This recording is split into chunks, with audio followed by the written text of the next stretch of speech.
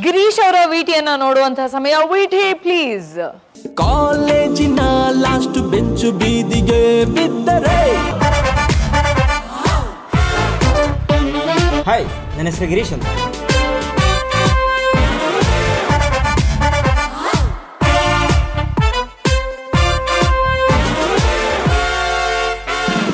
ನಮ್ಮ ತಂದೆ ಹೆಸರು ವೆಂಕಟೇಶ್ ಅಂತ.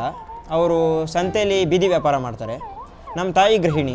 ನಮ್ಮ ಚಿಕ್ಕ ವಯಸ್ಸಿಂದ ನಮ್ಮನ್ನ ಸಾಕಿದ್ದೆಲ್ಲ ನಮ್ಮ ತಾಯಿಯವರ ತಂದೆ ತಾಯಿ ಮನೇಲಿ. ಸೊ ನಮ್ಮ ಕಾಲೇಜಿನ ವಿದ್ಯಾರ್ಥಿ ಹಾಗೂ NSS ಸ್ವಯಂ ಸೇವಕರಾದ ಗಿರೀಶ್ ಅವರು. ಆ್ಯಕ್ಚುಲಿ ನಾನು ಎಲ್ಲೂ ಸಂಗೀತನ ಯಾವುದೇ ಗುರುಗಳ ಹತ್ರ ಅಭ್ಯಾಸ ಮಾಡಿಲ್ಲ. ನಾರ್ಮಲ್ ಆಗಿ ಟಿವಿಲಿ ಯೂಟ್ಯೂಬಲ್ಲಿ ನೋಡ್ಕೊಂಡು ಕಲ್ತಿರೋದು. ತುಂಬ ಒಳ್ಳೆ ವಿದ್ಯಾರ್ಥಿ. ಆಕ್ಟಿಂಗು ಸಿಂಗಿಂಗು ಎರಡಕ್ಕೂ ನಮ್ಮ ಅಣ್ಣಾವ್ರೇ ಇನ್ಸ್ಪಿರೇಷನ್ ಅನ್ನೋ ಗಿರೀಶನಿಗೆ ಕನ್ನಡ ಪದಗಳು ಅಂದ್ರೆ ಪ್ರಾಣ. ಒಬ್ಬ ಒಳ್ಳೆ ಹಾಡುಗಾರ ಆಗಿರೋದ್ರಿಂದ ಅವನಿಗೆ ಕನ್ನಡ ಸಾಹಿತ್ಯ ಸಂಗೀತದಲ್ಲಿ ತುಂಬ ಒಲವು. ಅಣ್ಣವರ ಹೊಸ ಬೆಳಕು ಚಿತ್ರದಲ್ಲಿ ಅಣ್ಣವರು ಡೆಲ್ಲಿಗೆ ಹೋಗಿ ದೂರದರ್ಶನದಲ್ಲಿ ಆಡ್ತಾ ಇರ್ತಾರೆ. ಅದೇ ರೀತಿ ನನ್ನ ಜರ್ನಿನೂ ಕನ್ನಡ ದೂರದರ್ಶನದಲ್ಲಿ ಪ್ರಸಾರ ಆಗುತ್ತೆ. ಅಲ್ಲಿಂದ ಪ್ರಾರಂಭ ಮಾಡ್ತಾ ಇದ್ದೀನಿ ಅನ್ನೋದೊಂದು ಖುಷಿ ಇದೆ. ಹುಟ್ಟಿದ್ರೆ ಕನ್ನಡ ನಾಡಲ್ಲಿ ಹುಟ್ಟಬೇಕು ಅಂತ ಅಣ್ಣಾವ್ರಂದ್ರೆ, ಬದುಕಿದ್ರೆ ಕಲಾವಿದನಾಗಿ ಬದುಕಬೇಕು ಅಂತಾರೆ ಗಿರೀಶ್.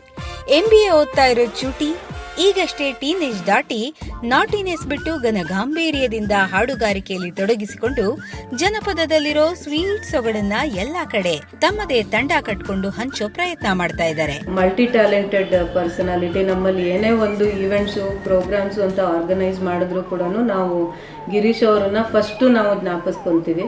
ಅವನು ನಮ್ಮ ಎಲ್ಲ NSS ಕಾರ್ಯಕ್ರಮಗಳಲ್ಲೂ ಕೂಡ ತುಂಬಾ ಆತ್ಮೀಯವಾಗಿ ಪಾಲ್ಗೊಳ್ತಿದ್ದ. ಸದ್ಯಕ್ಕೆ ನಮ್ಮ ಗಾನ ಸಿಂಚನದ ಸ್ಪರ್ಧಿಯಾಗಿ ಮಿಂಚೋಕೆ ಬಂದಿರೋ ಗಿರೀಶನಿಗೆ good luck. All the best Girisha. All the very best. All the best, Girish. All the best Girish.